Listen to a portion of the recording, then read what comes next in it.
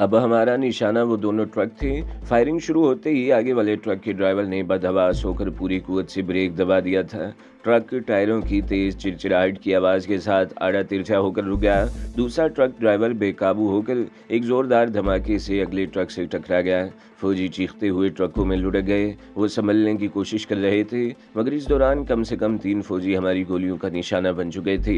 एक फौजी को मशीन गन संभालने का मौका मिल गया। उसने फायर खोल दिया, मगर हमारी पोजीशन ऐसी थी कि मशीन गन की गोलियां हमारा कुछ बिगाड़ नहीं सकती थी, बल्कि हमारे सिरों पर से गुजर रही थी। अब्दुल्ला ने हैंड ग्रेनेड की पिन खींचकर इसे ट्रकों की तरफ उछाल दिया, मगर वो दस्ती बम ट्रकों से कुछ फासले पर गिरा।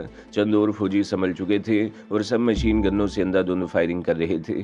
फायरिंग में मजीद शिद्दत आई तो हसन ने दस्ती बम उछाल दिया। ये बम आगे वाले ट्रक के अंदर गिरा।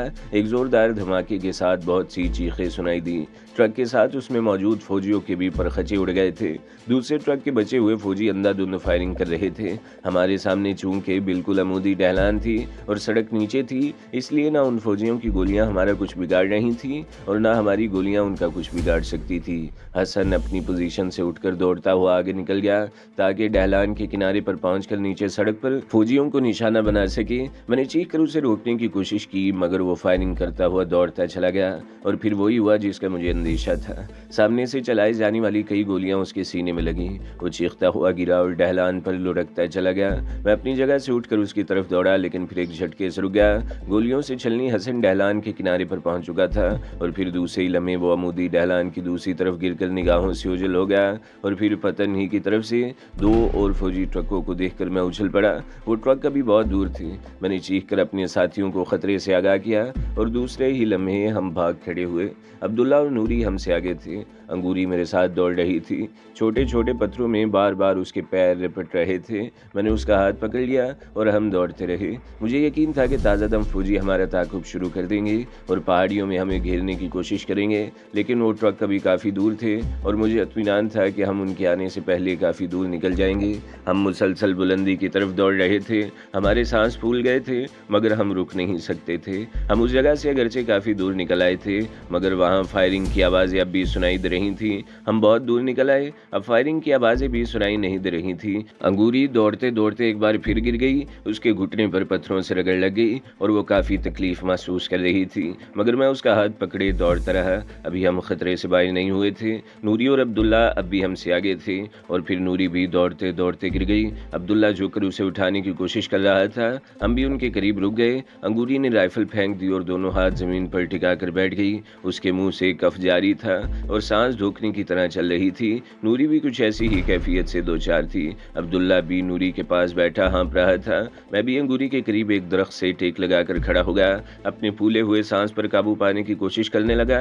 मुझे एतराफ़ है कि मैं जिंदगी में इतना तेज कभी नहीं दौड़ा था, लेकिन जब मौत भयानक रूप में ताकुब में लगी हुई हो तो जिस्म की तमाम तरकुवतें टांगों में सिमट आती हैं। हम खतरे से अभी ज़्यादा दूर नहीं हुए थे। सिर्फ 5-6 मिनट वहाँ रुके और फिर दौड़ने लगे। घुटने की तकलीफ से अंगूरी को दौड़ने में खासी तकलीफ हो रही थी, लेकिन वो बड़ी बाहिम्मत लड़की साबित हुई थी। मेरे साथ कदम मिलाकर दौड़ती रही। बिलाखिर हम उस आबशार के करीब पहुंच गए। उस वक्त तक हम फिर हाँफने लगे थे। अंगूरी और नूरी नदी के किनारे पर गिर गईं। मैं और अब्दुल्ला भी करीब बैठकर हाँफने लगे। जब सांस की रफ्तार किसी हद तक नॉर्मल हुई तो मैं नदी के किनारे पर सीने के बल लेट गया। किसी जानवर ही की तरह पानी पीने लगा। ठंडी और शीनी पानी के चंद घूंट भरने के बाद ही मेरे हवास बहाल होने लगे। उन तीनों ने भी पानी पिया और वहीं बैठकर लंबे लंबे सांस लेने लगे। नूरी और अब्दुल्ला हमसे कुछ दूर थे। अंगूरी घुटने के करीब अपनी टांग दबा रही थी। फिर उसने ढीला ढाला कुर्ता ऊपर खींच लिया और शलवार का पांचा आहिस्ता आहिस्ता ऊपर खींचने लगी। इसके घुटने पर खाल छिल गई थी। खून तो नहीं निकला था, मगर वो जगह सुर्ख हो गई थी। मेरी नजरें उसके जख्मी घुटने को नहीं, उसके सुडोल गुलाबी पिंडली को देख रही थी। मेरा सांस बेकाबू होने लगा। अंगूरी ने मेरी निगाहों के मरकज और मेरी कैफियत को ताड़ लिया और जल्दी से पांचा नीचे खींच लिया। उसका चेहरा एकदम सुर्ख हो गया। अपना घुटना देखने के लिए उसने बेख्याली में पांचा ऊपर कर लिया था, लेकिन अब शर्म के मारे उसके चेहरे की रंगत बदली जा रही थी। अब चलना चाहिए, उसने मेरी तरफ से नजरें चुरा कर कहा और राइफल संभाल कर उठ खड़ी हुई। हम अगरचे खतरे की हद से निकल आए थे, मगर कोई भरोसा नहीं कि वो भेड़िए हमारा ताकुब करते हुए किसी तरह यहाँ भी पहुँच जाए। आबशार के नीचे से गुजर कर हम तेजी से चलते रहे। रास्ता अगरचे यहाँ भी बड़ा कठिन था, मगर हम तेज रफ्तारी से जा रहे थे। एक चट्टान पर से कूदते हुए अंगूरी बेख्तियार करा उठी और घुटने पर हाथ रखकर दोहरी हो गई, अगर चलने में तकलीफ हो रही है तो मैं कंधे पर उठा लूं। मैंने उसके करीब रुककर सरगोशी की। उसने घूर कर मेरी तरफ देखा, मगर नज़रों में गुस्सा नहीं था। अंगूरी की वजह से हमने रफ्तार कम कर दी। वो लंगड़ाती हुई आहिस्ता आहिस्ता चल रही थी। मजीद 1.5 घंटे बाद हम अपने ठिकाने पर पहुंच गए। नूरी और अब्दुल्ला उस वक्त हमसे काफ़ी पीछे रह गए थे और गुंजान दरख्तों और झाड़ियों में वो नज़र भी नहीं आ रहे थे, इसलिए मैंने बेतकल्फी से अंगूरी का हाथ पकड़ लिया था। बाबा अब्दुल फतेह आमतौर पर झोंपड़े के सामने बैठा रहता था, मगर इस वक्त वो नज़र नहीं आ रहा था। झोंपड़े का पर्दा भी गिरा हुआ था। बाबा, अंगूरी ने पुकारा। इस वक्त हम झोंपड़े से 10 गज के फासले पर थे। हम आ गए बाबा, बड़ी ज़ोर की भूख लगी है हमें। झोंपड़े का पर्दा हिला और दूसरे ही लम्हे मेरा दिल उछल कर हलक में आ गया। झोंपड़े से बाबा अब्दुल फतेह नहीं, 2 भारतीय फौजी बरामद हुए थे और इनके हाथों में पकड़ी हुई सब मशीन गनों ने हमें जद पर ले रखा था। मेरे पूरे बदन में सनसनी की लहरें दौड़ रही थी, सीने में सांस रुकने लगा। वो दोनों फौजी शक्लों ही से वहशी और दरिंदे लग रहे थे। मैं बेहिस्सो हरकत होकर रह गया। मुझे यकीन नहीं आ रहा था कि मैं जो कुछ देख रहा हूँ वो हकीकत है या कोई ख्वाब है। झोंपड़े का पर्दा एक बार फिर हिला। 2 फौजी और अंदर से बरामद हुए। उन्होंने अपने दरमियान बाबा अब्दुल फतेह को गिरफ्त में ले रखा था। बाबा अब्दुल फतेह की हालत देखकर मैं लर्ज उठा। उसका लिबास खून आलूद था, दाढ़ी और सर के सफ़ेद बाल भी खून में लुथड़े हुए थे। नाक से भी खून बह रहा था और पेशानी भी जख्मी थी, जिससे बहने वाला खून चेहरे को तर करता हुआ गले तक चला गया था। वो दोनों फौजी जिन्होंने बाबा अब्दुल फतेह को दोनों तरफ से बाहों की गिरफ्त में ले रखा था, उनमें एक लांस नाइक और दूसरा लेफ्टिनेंट था। लांस नाइक की राइफल उसके दूसरे हाथ में थी, जबकि लेफ्टिनेंट का रिवॉल्वर उसके होलिस्टर में अरसा हुआ था। होलिस्टर का फ्लिप खुला हुआ था। इन दोनों ने बाबा अब्दुल फतेह को आगे धकेल दिया। वो अपने कदमों पर खड़ा न रह सका और लड़खड़ा कर मुंह के बल गिरा। उसकी बाएं टांग पिंडली से सूज कर कपकपा रही थी। बाबा अब्दुल फतेह को बेपनाह तशद्दुद का निशाना बनाया गया था। उसकी टांग की हड्डी भी तोड़ दी गई थी, मगर आफरीन है इस बूढ़े पर, इसके मुंह से मैंने अभी तक एक हल्की सी करा भी नहीं सुनी थी। इसके बरक्स उसका चेहरा पुरज़म और बूढ़ी आंखों में पुरस्रार सी चमक थी। मैं अभी तक अंगूरी का हाथ अपने हाथ में पकड़े हुए था, लेकिन फिर उसका हाथ इस तरह मेरी गिरफ्त से छूटा कि मुझे एहसास तक न हुआ। अंगूरी चीखती हुई बाबा अब्दुल फतेह की तरफ लपकी, लेकिन एक फौजी की ठोकर खाकर पीछे पलट गई। इसके मुंह से बड़ी खौफनाक चीख निकली थी। फौजी ने इसकी पसलियों पर एक और ठोकर रसीद की। वो एक बार फिर चीखी। फौजी ने तीसरी ठोकर मारनी चाहिए तो लेफ्टिनेंट ने इसे रोक दिया। नहीं रतन लाल, वो मायने खेज अंदाज में बोला, अगर ये मर गई तो हमारी किसी काम की नहीं रहेगी। जरा देखो इसे, लगता है भगवान ने इसे अपने हाथों से बनाया है। ये ठोकरें मारने के लिए नहीं, प्यार करने के लिए है। उसने अपनी बेल्ट में अड़सा हुआ खंजर निकाल लिया और अंगूरी के सामने जा खड़ा हुआ। मेरे जिस्म में खून की गर्दिश तेज हो गई। मैंने अपनी जगह से हरकत करना चाहिए, मगर एक फौजी ने बड़ी तेजी से आकर राइफल की नाल मेरे सीने पर रखकर मुझे पीछे धकेल दिया। लेफ्टिनेंट अंगूरी के सामने खड़ा इसके चेहरे को घूर रहा था। अंगूरी ने इसके मुंह पर थूक दिया। लेफ्टिनेंट गुस्से से आग बगोला हो गया। इसने खंजर की नोक अंगूरी के सीने पर रखकर नीचे की तरफ जोर से झटका दिया। अंगूरी की चीख सुनकर मैंने आंखें बंद कर ली। एक लम्हे बाद मैंने आंखें खोली तो मैं एक बार फिर लर्ज कर रह गया। अंगूरी की कमीज ऊपर से नीचे तक कट गई थी और उसका सीना बरहना हो रहा था। शायद तुम अपनी बहन को भी दूसरों के सामने इसी तरह नंगा कर चुके हो, अंगूरी ने गुर्राते हुए कहा। उसके लहजे में खौफ नाम को भी नहीं था। लेफ्टिनेंट ने उसके सीने पर जोरदार थप्पड़ रसीद किया। अंगूरी चीखती हुई नीचे गिर गई। अभी तो मैंने सिर्फ तुम्हारी छातियों को नंगा किया है, लेफ्टिनेंट भेड़िए की तरह गुर्राते हुए कह रहा था। अभी थोड़ी देर में ये सारा लिबास तुम्हारे जिस्म से अलग कर दूंगा और इसके बाद तुम्हारे साथ जो कुछ होगा इसका तुम तसव्वुर भी नहीं कर सकती। मेरे ये आदमी कई महीनों से अपने घरों से दूर हैं, औरत को तरस गए हैं। तुम जैसी नारी को तो ये लोग चीर फाड़ कर रख जाएंगे। लेकिन वो चंद लम्हों को खामोश हुआ, फिर बोला, पहले मैं ये जानना चाहूँगा कि तुम लोगों के साथ और कितने आदमी हैं और कहाँ छुपे हुए हैं। हमारे साथ और कोई नहीं, अगर होते तो अब तक जा चुके होते, अंगूरी ने मजबूर लहजे में जवाब दिया। वो अब तक उसे एक कमज़ोर सी लड़की समझ रहा था। राइफल चलाना और बात थी और इसकी तरह तशद्दुद का सामना करना दूसरी बात। इसने किसी तरह अपने आप को कमज़ोर साबित नहीं किया था। तुम बताओ तुम्हारे दूसरे साथी कहाँ हैं? लेफ्टिनेंट मेरी तरफ घूम गया। इस बूढ़े का अंजाम देख रहे हो? इसने भी कुछ बताने से इनकार कर दिया था। सिर्फ एक ही बात पर अड़ा हुआ था कि यहाँ इसके सिवा कोई नहीं रहता। अगर ये हमें सब कुछ बता देता तो इसका ये हश्र ना होता, मगर बड़ा सख्त जान बुड्ढा है, अभी तक जिंदा है। मेरा ख्याल है तुम ऐसी मार बर्दाश्त नहीं कर सकोगे। जब शरीर पर चोट पड़ती है तो बड़ी तकलीफ होती है। अगर तुम इस तकलीफ से बचना चाहते हो तो अपने साथियों के बारे में बता दो। मैं वादा करता हूँ कि तुम्हें और इस कबूतरी को ज़्यादा तकलीफ नहीं पहुँचाई जाएगी। मैं अंगूरी की तरफ देखने लगा। उसने नफ़ी में गर्दन हिलाई। मैंने लेफ्टिनेंट की तरफ देखा। हमारे साथ कोई और नहीं है। अगर कोई होता भी तो तुम्हें न बताता कि वो कितने लोग हैं और कहाँ छुपे हुए हैं। मैंने कहा, क्या तुम ये समझते हो कि इस तरह तशद्दुद का निशाना बनाकर तुम हमारे हौसले पस्त कर सकोगे? याद रखो ऑफिसर, इस वादी का बच्चा अपनी जान तो दे सकता है, मगर तहरीक से गद्दारी नहीं कर सकता, क्योंकि वो जानता है कि इसकी कुर्बानी इस वादी को तुम जैसे भेड़ियों से निजात दिला सकती है। बड़ा घमंड है तुम्हें लेफ्टिनेंट गुर्राया। देखता हूँ तुम जुबान कैसे नहीं खोलते, अभी फर बोलने लगोगे। इसने दो फौजियों को इशारा किया। वो अंगूरी को बाहों से पकड़ कर घसीटते हुए एक तरफ ले जाने लगे। मैं कांप उठा। मुझे समझने में देर नहीं लगी कि वो मेरी जुबान खुलवाने के लिए क्या करने वाले थे। मैं मुतवहश निगाहों से इधर उधर देखने लगा। जब हम इस तरफ आ रहे थे तो नूरी और अब्दुल्ला हमसे पीछे रह गए थे, और मेरा ख्याल था कि उन्होंने दूर से ही यह सूरत हाल देख ली थी और कहीं छुप गए थे। मुझे यकीन था कि वो कोई ना कोई कार्रवाई ज़रूर करेंगे, लेकिन मैं परेशान हो रहा था कि उन्हें देर हो गई तो कार्रवाई का कोई फ़ायदा न होगा। दोनों फौजी अंगूरी को बाहों से पकड़ कर घसीट रहे थे और अंगूरी अपने आप को छुड़ाने की जद्दोजहद कर रही थी। लेफ्टिनेंट एक तरफ खड़ा दिलचस्प नज़रों से उसकी तरफ देख रहा था। अंगूरी की कमीज़ फट गई थी, जिसे एक फौजी ने खींचकर उसके बदन से अलग कर दिया। मैंने एक बार फिर अपनी जगह से हरकत करना चाही, मगर मेरे सामने खड़े हुए फौजी ने राइफल की नाली जोर से मेरे सीने पर मारी। मैं लड़खड़ा कर गिर गया। उस फौजी ने अपने पैर मेरे सीने पर रख दिए और राइफल की नाली मेरी खोपड़ी से लगा दी। उसकी उंगली ट्रिगर पर थी। मेरी नज़र ज़मीन पर पड़े हुए बाबा अब्दुल फतेह की तरफ उठ गई। अब तक वो बेहिस्सो हरकत पड़ा था, लेकिन अब उसके जिस्म में हरकत पैदा होते देखकर मैं चौंके बगैर न रह सका। लेफ्टिनेंट बाबा अब्दुल फतेह की पुश्त के करीब ही उस तरफ खड़ा था और बाबा अब्दुल फतेह दोनों हाथ ज़मीन पर टिकाए आहिस्ता आहिस्ता उठने की कोशिश कर रहा था। जिस फौजी ने मुझे दबा रखा था, इसकी पुश्त भी बाबा अब्दुल फतेह की तरफ थी। वो भी इसे हरकत करते हुए नहीं देख सका था। मैं कि नखियों से कभी बाबा अब्दुल फतेह की तरफ देखता और कभी उस फौजी की तरफ। आराम से पड़ा रहे, हरकत की तो खोपड़ी उड़ा दूंगा। फौजी मुझे घूरते हुए भेड़िए की तरह खुर्राया। मैंने एक बार फिर की नखियों से बाबा अब्दुल फतेह की तरफ देखा। वो इस पोजीशन में आ चुका था जैसे चीता अपने शिकार को झपटने को तैयार हो। मैंने सिर्फ एक नज़र अंगूरी की तरफ देखा, जो अब भी चीखते हुए अपने आप को छुड़ाने की जद्दोजहद कर रही थी। उसने एक फौजी को लात मार कर दूर गिरा दिया और इसी लम्हे बाबा अब्दुल फतेह भी चीते ही की तरह अपनी जगह से उछला। उसका हाल लेफ्टिनेंट के होलिस्टर पर पड़ा और जब लेफ्टिनेंट उछल कर मुड़ा तो रिवॉल्वर बाबा अब्दुल फतेह के हाथ में आ चुका था। खौफ और दहशत से लेफ्टिनेंट का चेहरा धुआं हो गया। बाबा अब्दुल फतेह एक भी लम्हा ज़ाया किए बगैर रिवॉल्वर का ट्रिगर दबाता चला गया। रिवॉल्वर से निकलने वाली गोलियां एक के बाद दीगरे लेफ्टिनेंट के पेट और सीने में पेवस्त होती रहीं। वो लड़खड़ा रहा था, मगर उसने खंजर बाबा अब्दुल फतेह की तरफ उछाल दिया। लेफ्टिनेंट के उछलने और चीखने की आवाज़ सुनकर वो फौजी भी तेज़ी से मुड़ा जिसने मुझे दबा रखा था। मेरी तरफ से उसकी तवज्जो एक तरफ को हटी ही थी।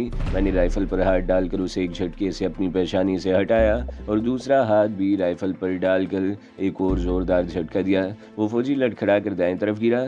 तीसरे झटके से राइफल मेरे हाथ में आ गई। मैं बड़ी तेज़ी से उठकर खड़ा हो गया और राइफल का रुख उस फौजी की तरफ करके ट्रिगर दबा दिया। कई गोलियां इसके जिस्म में पेवस्त हो गईं। इसी वक्त दरख्तों की तरफ से भी फायरिंग की आवाज़ें सुनाई देने लगीं। मैं बाबा अब्दुल फतेह की तरफ लपका, लेकिन मैं उसकी कोई मदद नहीं कर सका। लेफ्टिनेंट का फेंका हुआ खंजर इसकी हलक में पेवस्त हुआ था और वो बेहिस्सो हरकत हो चुका था। मैंने दौड़कर एक दरख्त की आड़ में पोजीशन ले ली। पहले मैं समझा कि जो फौजी अंगूरी को काबू में करने की कोशिश कर रहे थे, फायरिंग उन्होंने की थी, लेकिन ये फायरिंग सामने दरख्तों में छुपे हुए नूरी और अब्दुल्ला कर रहे थे। अंगूरी ने जिस फौजी को लात मार कर दूर गिराया था वो उठने की कोशिश कर रहा था कि अब्दुल्ला की गोलियों का निशाना बन गया। दूसरा फौजी अंगूरी को छोड़कर दौड़ता हुआ एक दरख्त की आड़ में पोजीशन लेकर बैठ गया और नूरी की तरफ फायरिंग कर रहा था। नूरी ने हमाकत यह की कि फायरिंग करते हुए चीखती हुई आगे की तरफ दौड़ पड़ी जहां अंगूरी पड़ी थी, लेकिन वो चंद कदम से ज़्यादा आगे न बढ़ सकी। भारतीय फौजी की एक गोली इसकी पेशानी पर लगी और वो चीखती हुई गिरी। अब्दुल्ला दरख्त की आड़ से निकलकर उसकी तरफ लपका तो वो भी भारतीय फौजी की गोलियों का निशाना बन गया। मेरा दिमाग घूम रहा था, आंखों के सामने अंधेरा सा छाने लगा और फिर अंगूरी की चीख सुनकर मैं होश में आ गया। वो चीखती हुई मेरी तरफ दौड़ती आ रही थी और फिर ठोकर खाकर मुंह के बल झाड़ियों में गिरी। इस लम्हे गोलियों की एक बौछार अंगूरी के ऊपर से गुजर गई और वो ठोकर खाकर न गिरती तो भारतीय फौजी की गोलियां उसे भी छलनी कर देती। अंगूरी पर फायरिंग करने के लिए उस भारतीय फौजी को दरख्त की आड़ से निकलना पड़ा था। था। इस तरह वो मेरे सामने आ गया और मैंने फायर खोल दिया। भारतीय फौजी ने भी ट्रिगर दबाया, मगर उसकी राइफल खाली हो चुकी थी। उसने राइफल फेंक दी और उठकर खौफजदा अंदाज में चीखता हुआ एक तरफ भाग खड़ा हुआ, मगर ज़्यादा दूर नहीं जा सका। मेरी राइफल से निकलने वाली लातादाद गोलियां उसकी पुश्त में पेवस्त हो गई थी और वो औंधे मुंह ढेर हो गया। मैं उठकर अंगूरी की तरफ लपका, वो भी उठकर मेरी तरफ दौड़ी। वो वहशियाना अंदाज में चीखते हुए मुझसे लिपट गई। मैंने भी उसे अपनी बाहों की लपेट में ले लिया। वो चलने में चीखती रही और फिर यकायक खामोश होकर मेरी बाहों में झूल गई। वो बेहोश हो चुकी थी। मैंने अंगूरी को आहिस्ता से नीचे लिटा लिया। वो ऊपर के धड़ से बरहना थी और इसके सीने पर एक छोटा सा जख्म भी था जिससे खून रिस रहा था। मैं कुछ देर तक मतोहश निगाहों से इधर उधर देखता रहा। अंगूरी की फटी हुई कमीज़ एक तरफ झाड़ियों में फंसी हुई थी। मैंने वो कमीज़ उठाकर जैसे तैसे करके उसके जिस्म पर इस तरह डाल दी कि बरहंगी छुप जाए। मैं दौड़ता हुआ अब्दुल्ला के पास पहुंच गया। वो ख़त्म हो चुका था। चंद गज पर नूरी की लाश पड़ी थी। इसकी आंखें खुली हुई थीं। यूँ लगता था जैसे आसमान की तरफ देखते हुए पूछ रही हो कि मासूम और बेगुनाह कश्मीरी अवाम पर ढाया जाने वाला ये जुल्म कब ख़त्म होगा? जालिमों के हाथ कौन रोकेगा? मजलूमों की दाद रसी कौन करेगा? मैंने इसकी आंखें बंद कर दी और दोबारा अंगूरी के पास चला गया। वो एक जुर्रतमंद लड़की थी। मैंने इसकी बहादुरी का मुजाहिरा देखा था। मैंने उसे गासिब दुश्मन पर मौत बरसाते हुए देखा था। दुश्मन पर गोलियां बरसाते हुए उसकी आंखों में वो चमक देखी थी जो अज़्म व हिम्मत का मजहर होती है। वो बुज़दिल नहीं थी, लेकिन इस वक्त वो खूनखार भेड़ियों में इस तरह गिर गई थी कि इसके हवास जवाब दे गए थे। उसने आखिरी दम तक उन भेड़ियों का मुकाबला किया था। अपनी आबरू बचाने के लिए वो होशो हवास की आखिरी हद तक मुजाहमत करती रही और जब वो मेरी तरफ दौड़ी तो इसके हवास जवाब दे गए थे और वो मुझसे लिपट कर बेहोश हो गई थी। मैं घुटनों के बल अंगूरी के पास झुक गया और इसके गाल थपथपा कर उसे होश में लाने की कोशिश करने लगा, लेकिन कामयाबी न हुई तो दौड़ कर नदी पर पहुंच गया। दोनों हाथों के प्याले में पानी भरा और अंगूरी के करीब पहुंचकर पानी इसके मुंह में टपकाने लगा। कुछ छींटे उसके चेहरे पर भी डाले। मुझे दूसरी मरतबा फिर चुल्लू में पानी लाना पड़ा।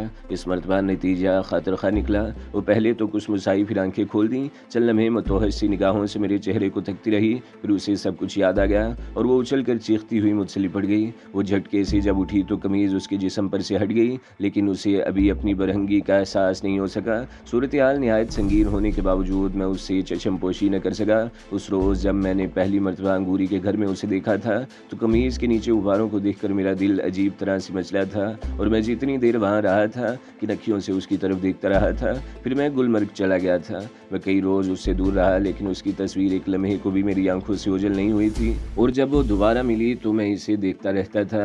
अभी कुछ देर पहले ही वापस आते हुए वो एक मरतबा पैर रपट जाने से गिर गई थी और मैं उसे उठाने के लिए झुका था तो मेरी नज़रें उसके गिरेबान के अंदर तक रेंग गई थी और मैं अपने आप में एक अजीब सी सनसनी महसूस करने लगा था। और अब वो बरहना हालत में मुझसे लिपटी हुई थी। मेरे दोनों हाथ इसकी बरहना पुष्ट पर थे, लेकिन मेरे अंदर ना तो किसी जज्बे ने सरकशी की थी और ना ही खून की गर्दिश में तेज़ी आई थी। अलबत्ता ज़िंदगी के जिस सनसनी खेज़ और खौफनाक तरीन तजर्बे से इस वक्त हम गुजर रहे थे उससे मेरे दिमाग में भी सनसनाहट हो रही थी। अंगूरी मेरे साथ लिपटी सिसकियाँ भर रही थी। ज़िंदगी के इस खौफनाक तजुर्बे ने उस पर ज़्यादा असर किया था। वो खूनखार भेड़ियों की हवस और मौत का शिकार होते होते बची थी। होश में आओ अंगूरी, मैंने उसकी पुश्त थपथपाते हुए कहा, सब कुछ ख़त्म हो गया, अब अपने आप को संभालो, हमें अभी बहुत कुछ करना है। इसने अब भी मुझे बाहों के हल्के में कस रखा था। वो ग्रिप ढीली करके ज़रा सा हटी तो इसे अपनी बरहंगी का एहसास हुआ। वो चीखती हुई उछल कर पीछे हट गई, दोनों हाथ सीने पर लपेट लिए और मतोहश निगाहों से इधर उधर देखने लगी। इसकी फटी हुई कमीज़ करीब ही पड़ी थी। मैंने कमीज़ उठाकर इसकी तरफ बढ़ा ली। इसे तुम पहन नहीं सकती, फ़िलहाल ऐसे ही लपेट लो। मैं उठकर दूसरी तरफ देखने लगा। अंगूरी ने वो फटी हुई कमीज़ किसी तरह अपनी बरहंगी छुपाने के लिए जिस्म पर लपेट ली। मैं इसे तफसील में नहीं जानना चाहता। अलबत्ता 2-3 मिनट बाद वो मेरे करीब खड़ी थी। मैंने उस तरफ देखा तो उसने नज़रें झुका ली और जिस्म छुपाने लगी। वो बरहंगी पूरी तरह नहीं छुपा सकी थी। आंसू उसके रुखसारों को तर कर रहे थे। ये क्या हो गया शमरोज़? इसने सिसकी भरते हुए अपने सर मेरे सीने से टिका दिया। हौसला रखो अंगूरी, तुम तो बहुत बाहिम्मत लड़की हो। मैंने उसका कांधा थपथपाया। पहले हमें इन लाशों का बंदोबस्त करना होगा, इसके बाद कोई और बात करेंगे। वो जैसे ही पीछे हटी तो कपड़ा फिर उसके बदन पर से सिरक गया। मैं रुख बदल कर खड़ा हो गया और अपना कुर्ता उतार कर इसकी तरफ बढ़ा दिया। फ़िलहाल ये पहन लो, बाद में देखेंगे कि बाबा के झोंपड़े से तन ढांपने की कोई चीज़ मिल जाए। उसने मेरे हाथ से कुर्ता ले लिया और 3 मिनट बाद कुर्ता पहनकर सामने आ गई। उसके सीने पर मामूली सा जख्म था जिससे खून रिस रहा था। मेरा ख्याल है जब वो भारतीय फौजियों से नबरद आजमा थी तो ये जख्म उस वक्त लगा होगा, या जब वो गिरी थी तो कोई नोकदार पत्थर लग गया होगा, और जब वो मुझसे लिपटी थी तो खून का मामूली सा धब्बा मेरे कुर्ते पर भी लग गया था और मेरा कुर्ता पहन लेने के बाद तो वो सुर्ख धब्बा कुछ फैल गया था, लेकिन अंगूरी को अभी तक शायद चोट की तकलीफ का एहसास नहीं हुआ था। हम दोनों नूरी और अब्दुल्ला की लाशें उठाकर झोंपड़े के करीब ले आए और उन्हें भी बाबा अब्दुल फतेह की लाश के करीब लिटा दिया। भारतीय फौजियों की लाशें उठाकर वहां से दूर डाल दी। मैंने तमाम राइफलें भी एक जगह जमा कर ली। अब सबसे बड़ा मसला इन लाशों की तदफीन का था। हमारे पास कोई ऐसी चीज़ नहीं थी जिससे कब्र खोदी जाती। अगर कोई चीज़ होती भी तो पथरीली ज़मीन पर कब्र खोदना मुमकिन नहीं था। मैं किसी मुनासिब जगह की तलाश में इधर उधर घूम रहा था। चश्मे के दूसरी तरफ चंद गज आगे एक घड़ा नजर आया। मैंने अंगूरी को भी वहीं बुला लिया और उस घड़े के बारे में मशवरा करने लगा। फिर मैं घड़े में उतर कर नीचे पत्थर साफ करने लगा। घड़ा काफ़ी बड़ा था। नूरी की लाश को एक नुमदे में लपेट कर एक कोने में डाल दिया गया। उसके साथ अब्दुल्ला की लाश को भी एक चादर में लपेट कर लिटा दिया गया। दूसरी तरफ बाबा अब्दुल फतेह की लाश को भी चादर ही में लपेट कर डाल दिया गया। दरख्तों की मोटी मोटी शाखों से घड़े को ढांप कर ऊपर पत्थर रख दिए ताकि जंगली जानवर उन्हें कोई नुकसान न पहुंचा सके। और फिर मेरे साथ अंगूरी ने भी दोनों हाथ उठा लिए। दुआ मांगते हुए उसकी हिचकिचाहट जारी थी। मेरी आंखों से भी आंसू बह निकले। इसके आधे घंटे बाद हम झोंपड़े के सामने चिटाई पर बैठे सूरत हाल का जायजा ले रहे थे। शुरू में जब हमें घेरा गया था तो मैं समझा था कि इन फौजियों की और साथी भी होंगे, लेकिन मेरा यह खदशा बेबुनियाद निकला। सिर्फ वही चारों थे जो मुहिम सर करने निकले थे। ये भारतीय फौजी ज्यादा तादाद में भी पहाड़ों के अंदर तक नहीं जाते। हैरत है सिर्फ ये चारों यहाँ तक कैसे आ गए। अंगूरी ने मेरी तरफ देखते हुए कहा। बाबा अब्दुल फतेह बहुत अरसे से यहाँ था। मैंने कहा। एक मुजाहिद की हैसियत से इसने माजी में भारतीयों को नाकाबिल इतलाफी नुकसान पहुँचाया था। वो वादी कश्मीर में भारतीयों को सबसे ज़्यादा मतलूब था। हो सकता है किसी ने उसकी मुखबरी कर दी हो। भारतीय फौज की हाई कमान और श्रीनगर की कठपुतली हुकूमत ने उसके सर की लाखों रुपए कीमत मुकर्रर कर रखी थी। हो सकता है इस लेफ्टिनेंट को इसके बारे में इतला मिली हो और वह सिर्फ 3 आदमियों को लेकर बाबा अब्दुल फतेह को पकड़ने के लिए यहाँ आ गया था ताकि बहादुरी के इस कारनामे पर सरकार से इनाम हासिल कर सके। तो दोस्तों, अगली किस्त सुनने के लिए हमारे चैनल को ज़रूर सब्सक्राइब करें, वीडियो को लाइक करें और बेल के आइकन पर भी क्लिक कर दें ताकि हर जो आने वाली वीडियोज़ हैं वो आपको सबसे पहले मिलती रहें।